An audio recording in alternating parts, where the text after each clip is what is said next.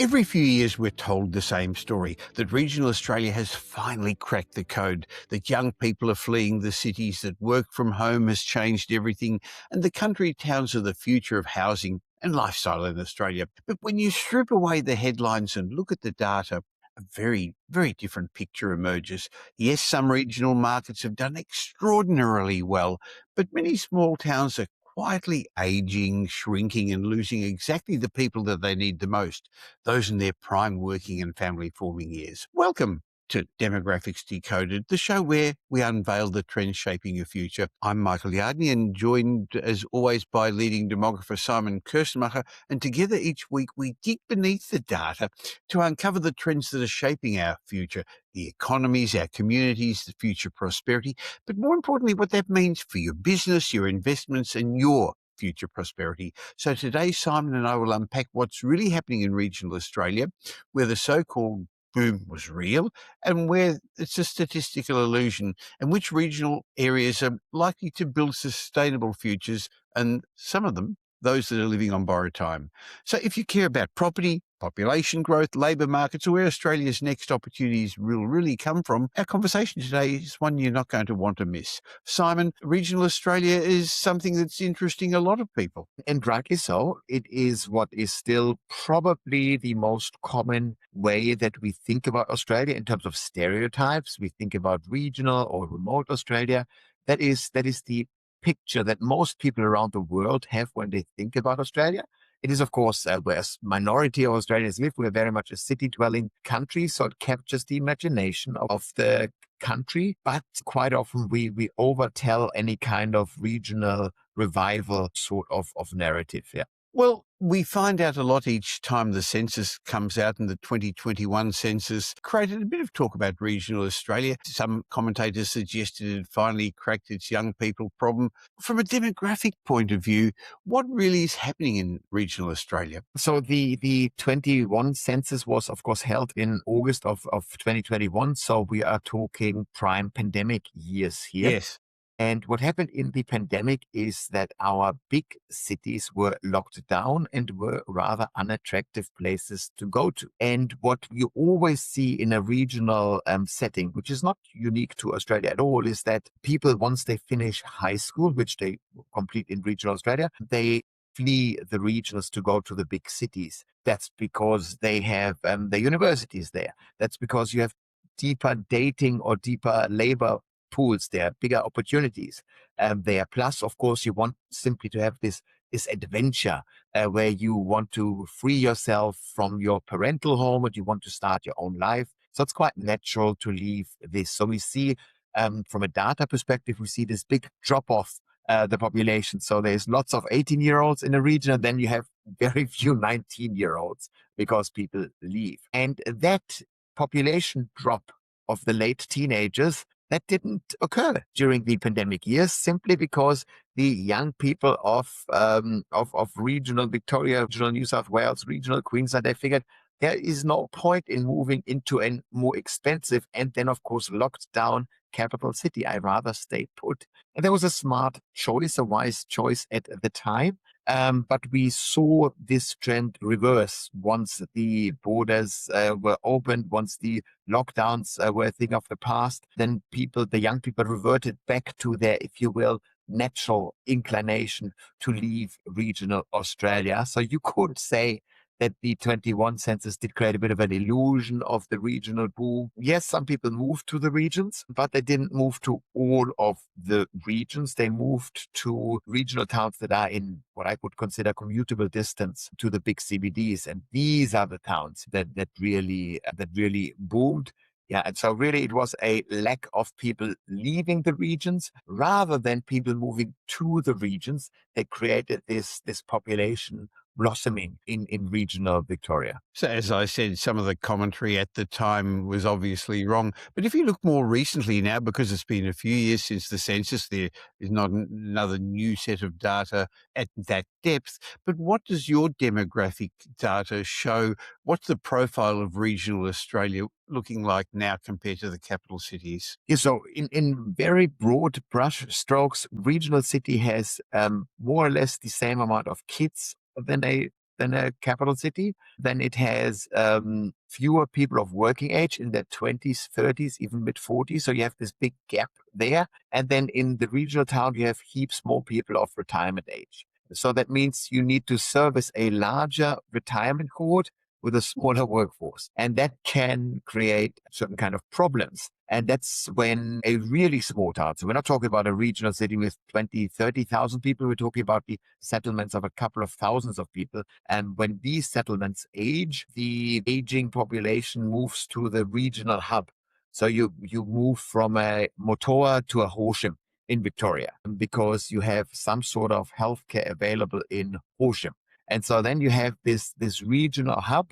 They soak up the surrounding population like a sponge. And this creates a bit of an illusion of growth because you're growing, in a sense, the wrong age cohorts. You're creating age cohorts that do not create labor or do not provide labor to the system, but they just soak up labor because they need healthcare and they, of course, consume products and services. And so then a system still needs to amp up its workforce. So Horsham had stable population or tiny bit of growth over the last couple of years, but they have been aging rapidly. So you have quite a few problems in a city like this. Quite natural for a town because where do the jobs get created? Where do all those people in their 20s and 30s and 40s go to? Well, they go where the jobs are. The jobs are the reason you move to a certain kind of city. The jobs are smack bang in the big CBDs in Australia. So we continue to actually cluster more population in our big cities rather than to decentralize. Over the last 5, 10, 20 years, no matter what time frame you look at, saw more people moving to the big cities than are already in the big cities, if that makes sense. So we had 2/3 of the people live in the big 5 cities, but 80% of population growth occurred in the big 5 cities. So it's Interesting. just So more of the clearly, same. younger people are wanting to leave regional towns, not because they don't like the regional towns, but they're looking for opportunities. But they're also looking for opportunities with growth. I guess there isn't the job ladder of climbing up a corporate ladder or a professional ladder in regional towns. They're probably also looking for opportunities at unis or TAFEs that aren't always available in regional areas of Australia. Most certainly. And so that's, of course, the playbook that a regional area would have to follow in order to attract population growth and in order to retain the current population, is to go, how can I provide a big career for my people? Yes, maybe I have some sort of regional town that relies on tourism. And lots of the tourist jobs, for example, are nice in your early career stage when you just want the paycheck, but there is no upwards career movement in this particular industry. So then you get stuck in the ever the same job with no career progression. And so people then leave this market. And that's very dangerous for a regional town just to rely on this. And on top of this, of course, if you want to attract population, only need do you as a regional town need to provide the job for that particular person that you want, but you also need to find a job for their partner, because in Australia now most households are dual income households, and you simply must provide this wide variety of jobs, not just a job for the doctor, but also their wife or husband. And so you go, well, how do we do this? If your town is very small, that is difficult to pull off. So you could then say, well, just make it so affordable that you can, in a small town, live on a single income. That, of course, is easier said than done. Yes. Now, I know a lot of people have been investing in regional Australia, not something we've been recommending at Metropole, because it's cheaper. And this thought process sort of makes sense. Cheaper land means that people will move there. It's cheaper to buy a property. But I'm not sure that there's the right depth of the right sort of accommodation. It's not enough to retain young adults, is it? No, not really. And so the idea, of course, is if you have limited budget, you buy a cheaper product to invest in. That makes perfect sense. But then, of course, if you somehow find a pocket where land is cheap, you want to, of course, ensure that it becomes worth more money. So that means you must buy into what you consider is an up and coming regional town. And then we're talking about the location factors, what makes a regional town an attractive investment. And the first one is just the function of the town. because regional towns tend to be functional in nature, meaning we don't move there because it's such a lovely destination. You move there because the role fulfills a function, and these are jobs related to it. So most regional hubs, again, I'm picking on Horsham today. Horsham is there because the surrounding farmers need to have their tractors serviced somewhere, and so forth. And it fulfills a service function because it's smack bang in the middle of Adelaide and Melbourne. And so this town has a certain role, and it can only grow jobs if the jobs make sense to put there. And so the amount of farm workers, they decline. And so lots of regional towns, the amount of farm workers decline because farm aggregations occur. If the farmer can't hand over the farm to the kids, they sell it to the neighbor, to a big international conglomerate. And so then the same amount of land gets serviced and with more technology, more machinery through fewer workers. And so there are fewer workers that live in Horsham and commute to a farm somewhere. And that's it. There's no new job that then pops up and replaces this farm job. And then the regional town shrinks. So in that kind of city, your land investment cannot be expected to go up because the function doesn't improve. There are a small number of regional towns that are what I would consider in commutable distance to the big CBD. They now have dormitory functions where you get the regional lifestyle. Maybe you go walking a bit more, you go swimming a bit more, or something like this, but you commute to the big city. And more people choose this lifestyle. So therefore, this area becomes more attractive and the land value goes up. So then that regional investment is a bit sounder, but you could also call it an suburban investment if you are a bit facetious. In the capital cities, we often talk about walkability, the importance of having a 20-minute neighbourhood so that you can, well, not always walk, but drive, ride to not just a Coles supermarket, but a Coles and Aldi and a Woolworths, places of worship, gyms, recreational facilities. It's a bit harder to get that. Proximity is very different in regional Australia, Simon. Not exactly. So regional Australia, you are a bit more spread out. Most regional towns I would consider are car dependent by nature, which is fine. But of course, it creates the need to have a vehicle. That's okay. So you have a vehicle, but yeah, it might not be the choice of all people. So there's a certain kind of limitation that you have on there. And of course, once you stop driving, in old age, you probably wouldn't want to be in a car dependent neighborhood because then you're so very much dependent on others for your mobility. So you then move to a more walkable neighborhood. You should do this before, you should do this in your 70s. You should move into a walkable neighborhood. But yeah, that is a disadvantage of regional Australia, most certainly. Well, despite all that, though, some regional towns are clearly doing better than others. What are the common traits that you've seen amongst the towns that do manage to retain or attract 25 to 40-year-olds, younger people in early stages of their careers and family formation? Yes, so I think there are four factors that really push people into regional Australia, into the towns. That towns have actually an impact on. So first one is jobs. So the towns that grow, they offer jobs. They do not rely on people bringing the inner city jobs with them. They have local jobs available. They have a bit of a range of jobs so that the spouses have a job as well. And they have what I would consider jobs that offer longevity. So it's not just seasonal work, and it's not just work that is just like one level. So let's say a clerk in a tourism operation. You offer a bit of a career progression in jobs. So these are the jobs, number one. The second one is housing. Not only does housing need to be available, it also needs to be affordable in relative terms, and it must be, you have a certain kind of housing variety, because quite often a regional town just offers 3-bedroom type housing products on a square, on a big plot of land. Not all And people often they're want. older too, aren't they, Simon?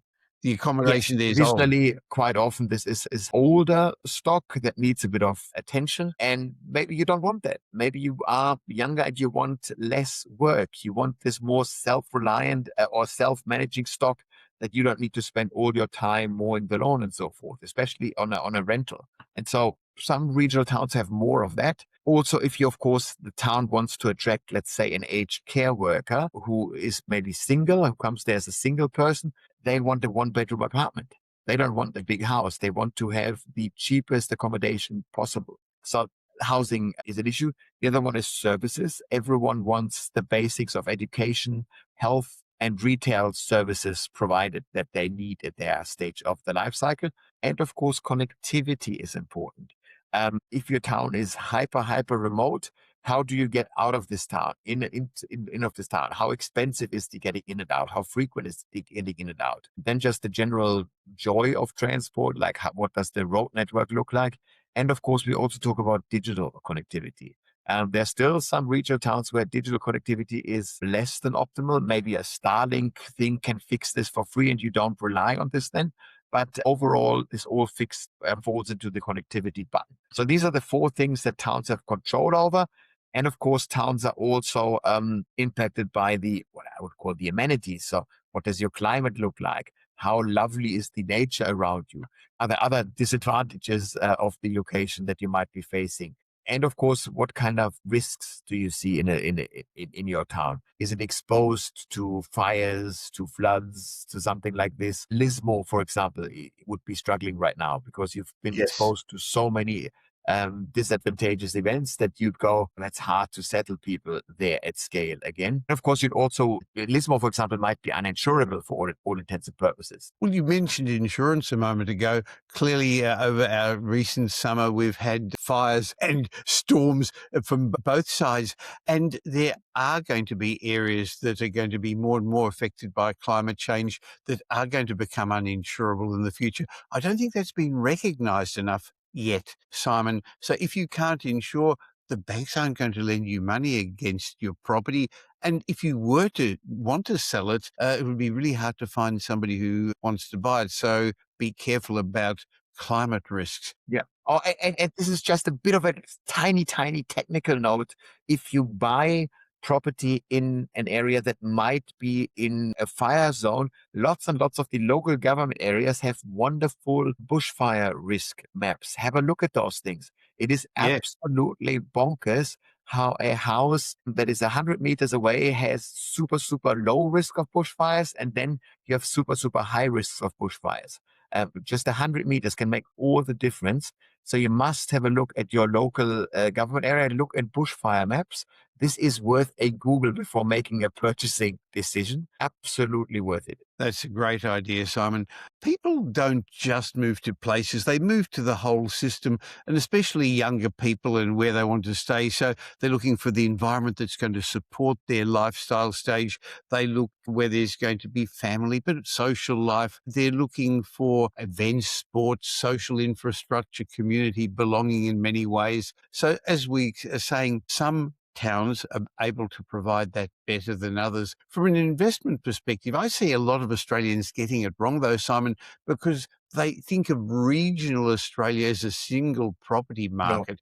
It's actually not. It's hundreds of micro markets, isn't it? most certainly that is true. And so, which is why I try to differentiate at least a bit between, is your regional town in the broader commuting circle of a big city, or what is the function of your town? And I would very much differentiate between a regional hub and a small settlement. Making property investment decisions, I always look at the demographics of the area, but I think it's actually even more important, if that's possible, when you're looking at regional towns. So it's not just where property is cheap, but you've got to look at, is it an aging population which is going to reduce demand in the economic activity over time? Is that going to mean that there's going to be loss of services, like you said, which becomes a self-fulfilling prophecy in some ways? Is there an over-reliance on one industry, or maybe retirees? So cheap property prices aren't enough, are they? We actually need to look at the demographics of the area. Exactly. You mentioned something like, is there the over reliance on the industry? So then you need to analyze the industry. So you go, well, what will the agricultural needs be if it's an agricultural town? If there is, let's say, a smelter in the town and the smelter is rumored to be closing down or something, that would have negative impacts on your property prices, because then the reason to be in the town, the 800 jobs or whatever it would be that the smelter provides, they'd be gone. It's like, okay, so these are the factors that then just mean you must have a bit of local understanding to make this regional. You want a diversity of industries, and you also want rental demand driven by the workers, not just the older retirees who unfortunately aren't going to be able to pay higher rents in the future. Exactly. Unless you are some sort of like super fancy lifestyle destination. So let's say a Nusa could create Of course. reliance on the fancy downsizers and aged care movements or something like this. So then that would be an exception. But overall, if you have a regional town that ages, is usually a bad sign, because this is not a market that has a lot of cash flow to throw at high rents or anything like this. So it would make for less attractive property investment. Well, demographics is what you do all day, and today we're talking about regional towns, and I know you do present to regional towns. Maybe people who are new to this podcast this year, watching or listening to us for the first time, you can explain what you do at the Demographics Group. Yes, so we look at demographic data to either tell stories at conferences, at boardroom presentations,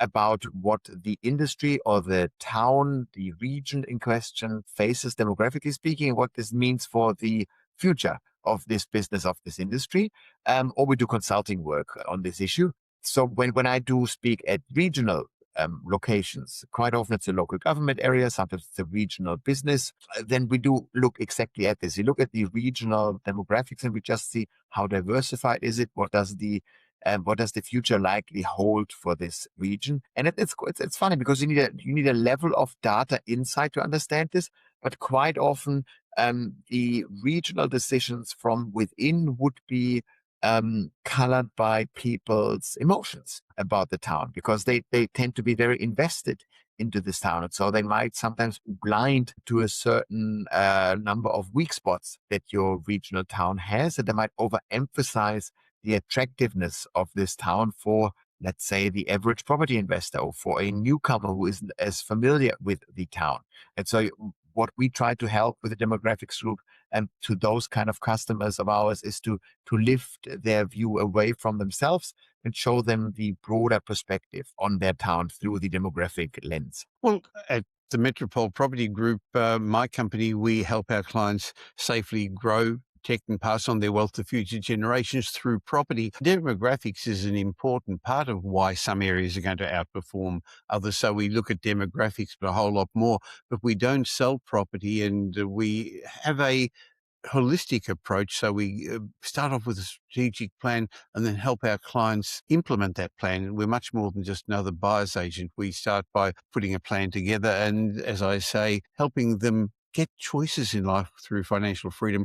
I'll leave a link to the Demographics Group and to Metropole in the show notes so that people, if they're interested in finding about your services or ours, can be in contact with us. But Simon, looking forward now, as capital city properties become more unaffordable, affordability is deteriorating and interest rates aren't going to go down as quickly as people thought. Will that push more young households to regional Australia? What do you think the future holds? Difficult. So first and foremost, this will not lead to some sort of regional major growth story.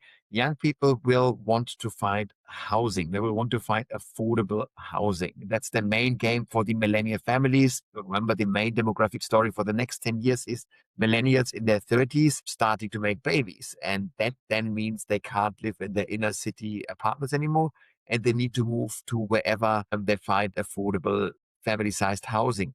And that tends to be more often the urban fringe rather than regional Australia, because a small regional housing market could, of course, lower the prices. If they amp up housing supply, prices fall quite quickly. Small markets react rather strongly. Yes. But if you don't add regional supply, then prices stay high, even though you don't get all that much population growth. And that then, of course, makes the region not an attractive place for these young families to settle.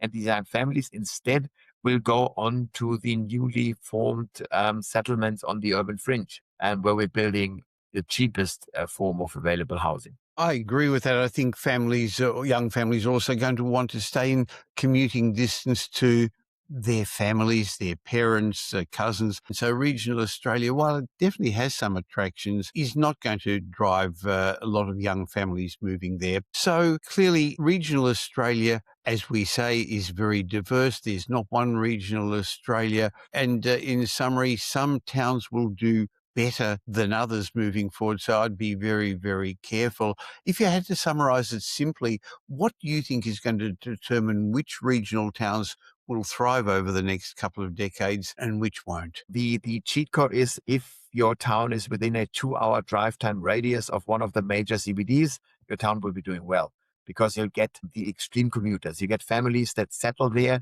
and they retain the inner city job. They commute mostly digitally, they work from home, but they go once or twice a week. They do the long, annoyingly long commute into their job. These towns will be doing well. And then, of course, and this is the wild card of forecasts, I would expect housing to be expensive in the near future or medium term future. But in order to ease affordability, if I was the government, I would then double down on making energy cheaper. And if energy becomes significantly cheaper, all of a sudden the things like value added manufacturing to agricultural products, meaning food manufacturing or maybe smeltering or something like this, becomes more feasible. And then towns that offer this, that have a manufacturing hub, that have a smeltering hub or something like this, these towns then would be stronger. So look for those towns in this scenario that might or might not come along, where energy becomes significantly cheaper. So that's the wild card bet, just to think about this. Other than this, it's really about where is a regional town that can attract young people for whatever reason, with young meaning anyone, let's say, under 45. Yeah, if your town attracts this, this is a good town. Well, I guess in summary, then regional Australia isn't just one location. And the commentary that people are moving there, regional property values are rising, has got to be taken with the element of caution. Regional as Australia's future isn't just about cheap property prices. It's really about lifestyle. It's about the local economies, and whether some towns will do better than others will really depend upon the demographics there. So the real story is much more nuanced. Some towns aging by default, some are shrinking quietly, and a small group will deliberately be building those ecosystems that you talked about that attract and will retain younger families. So investors, that doesn't mean you should just go buy anywhere in regional Australia. Be very, very careful. But there are opportunities, and there's some lovely places in regional Australia. So we don't want people to leave lots of comments saying we're knocking regional Australia. I think we're just being a little bit more realistic, Simon. And this was very much a property type perspective on regional Australia. The idea is wherever I go across Australia, and I travel an awful lot, people tell me I wouldn't want to live anywhere else. Yes. Australia, regional Australia as well, wonderful places to live. But of course, you must usually pay the bills and you must therefore have a job. And you need to make this town and the lifestyle of this town work for certain people. Yeah, so it's very much not a judgment of a town here, or of any type of town, but it's Or even just of the lifestyle that suits people. very much so. Okay, thank you. Next week, we're going to talk a bit more about property, a little bit more property related than this, and about what really drives property values. And being a demographer, I think you're probably going to know the answer anyway. So look forward to catching up with you again next week. Awesome. Looking forward to it.